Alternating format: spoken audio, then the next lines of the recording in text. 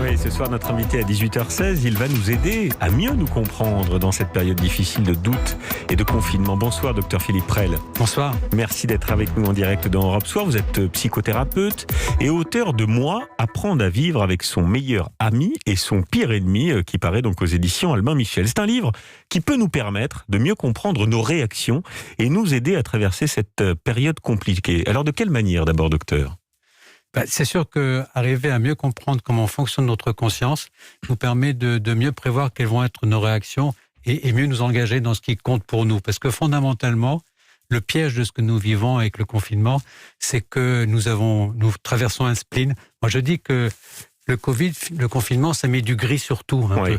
Et donc, c'est épuisant. Et pourtant, il faut arriver à passer à travers, parce que le piège, c'est qu'on se fait enfermer vers ce qui est facile. Quand on est dans le spleen, on a envie de sieste, on a envie de lecture facile, on a envie de ne pas se fatiguer. Or, c'est ce qu'il y a de plus mauvais pour notre psychisme.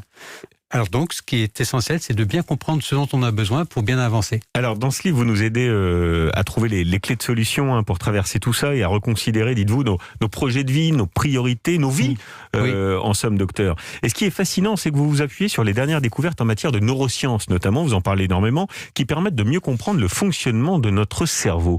Alors, je vais vous laisser raconter vous-même. Qu'avez-vous découvert de si stupéfiant ? Ce qui est stupéfiant, c'est qu'aujourd'hui, nous arrivons à comprendre d'une certaine manière comment nous fonctionnons. Jusqu'à présent, la conscience était un peu comme si nous étions pilotes d'une voiture et puis que nous avions des scientifiques qui nous expliquaient comment marche le moteur. Et ça ne nous aide pas vraiment à comprendre comment nous réagissons. Oui. Voilà. Maintenant, nous arrivons à mieux comprendre comment fonctionne notre conscience et aussi le reste de notre corps en accompagnement, ce qu'on appelle l'inconscient cognitif, et ce qui nous permet de comprendre certaines de nos réactions. Qu'est-ce que c'est l'inconscient cognitif, docteur ? Et en fait, c'est toute la partie de notre cerveau qui fonctionne en arrière-plan de notre conscience et qui va faire automatiquement un certain nombre de nos actes, terminer nos phrases, par exemple. À titre d'exemple, consciemment, nous ne sommes pas capables de retenir plus de 5-7 mots. Donc, quand nous commençons une phrase, nous ne savons pas comment nous allons la terminer. Ah bon ? Oui. Eh bien, c'est le job de l'inconscient cognitif de finir le boulot. Et donc, il fait ce que nous voulons. C'est notre assistant personnel intégré, en quelque sorte. Quand on part dans une phrase, on ne connaît pas plus de 5-7 mots et ensuite, le cerveau automatiquement fait la suite de la phrase. C'est ça ? Absolument. Et puis, si on essaye de connaître les mots à l'avance, eh bien, on perd le fil de la discussion. C'est vrai, parce qu'on a l'impression que c'est plutôt l'inverse qui se passe quand on réfléchit à ça. Alors, vous évoquez notamment cette petite voix.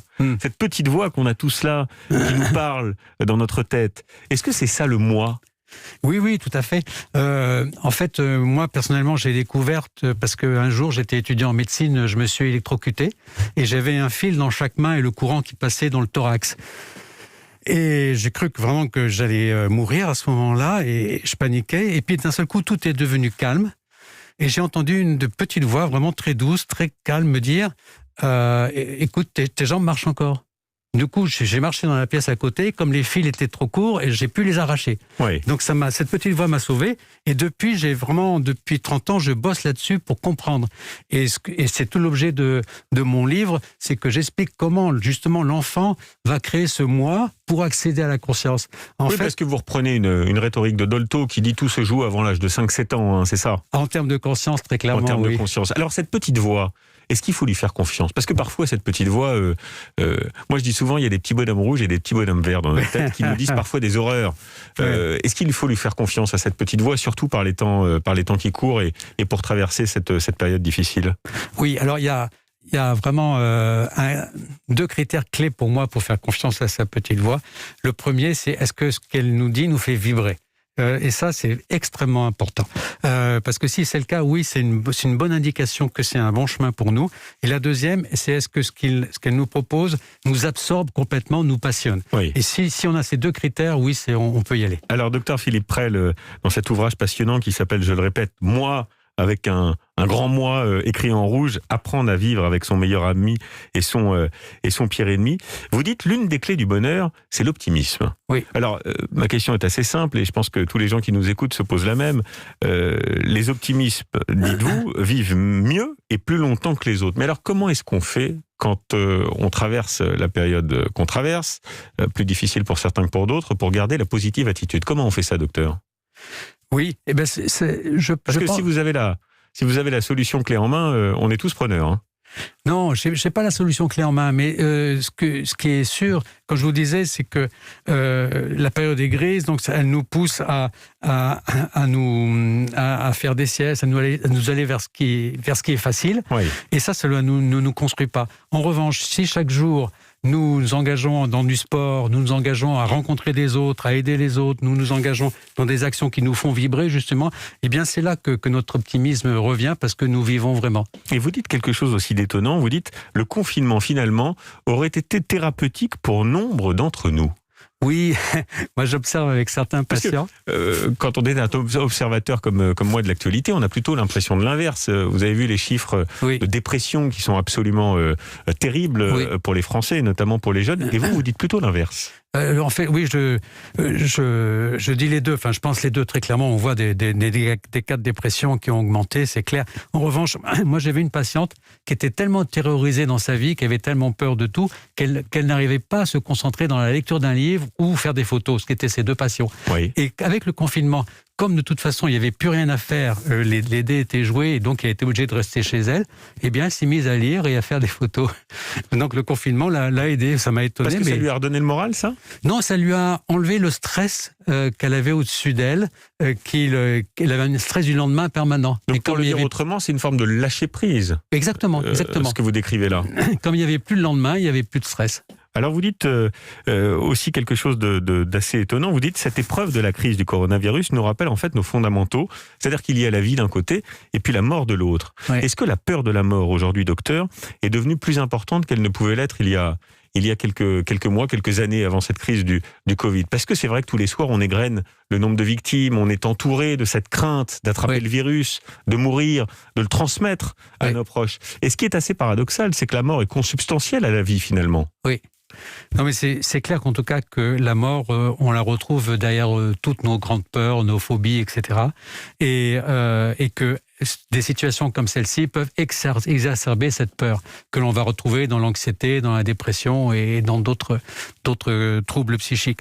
Donc oui, la mort est bien derrière tout cela. En fait, ce qui se passe, c'est que l'enfant, quand il découvre qu'il est mortel entre 5 et 7 ans, quand il accède à la conscience, mais un certain nombre d'entre eux éprouvent une grande peur. Oui. Et cette grande peur, ils vont mettre du temps à s'en détacher. Par exemple, ils ont peur de grandir parce qu'ils veulent pas évidemment continuer. Bon.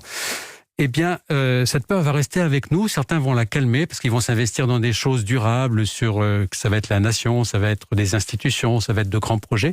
Mais d'autres vont se faire rattraper par cette peur. Et qu'est-ce qu'on fait pour lutter contre la peur de mourir, surtout en ce moment ? Qu'est-ce qu'on peut faire ?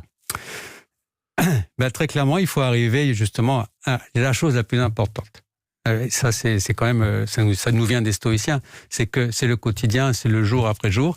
Et effectivement, il faut s'investir pleinement dans le présent et dans ce qui compte pour nous. Vous citez Françoise Dolto sur cette histoire de la mort qui, pour expliquer donc la mort aux enfants, disait, j'aime beaucoup cette citation que j'avais oubliée, on ne meurt que quand on a fini de vivre. Oui. Tout est dit. Oui, tout est dit et ça rassure énormément les enfants. Et les adultes, par rapport à votre question précédente, pourraient reprendre la même phrase. Un des autres défis clés pour aller bien, vous dites que c'est l'acceptation.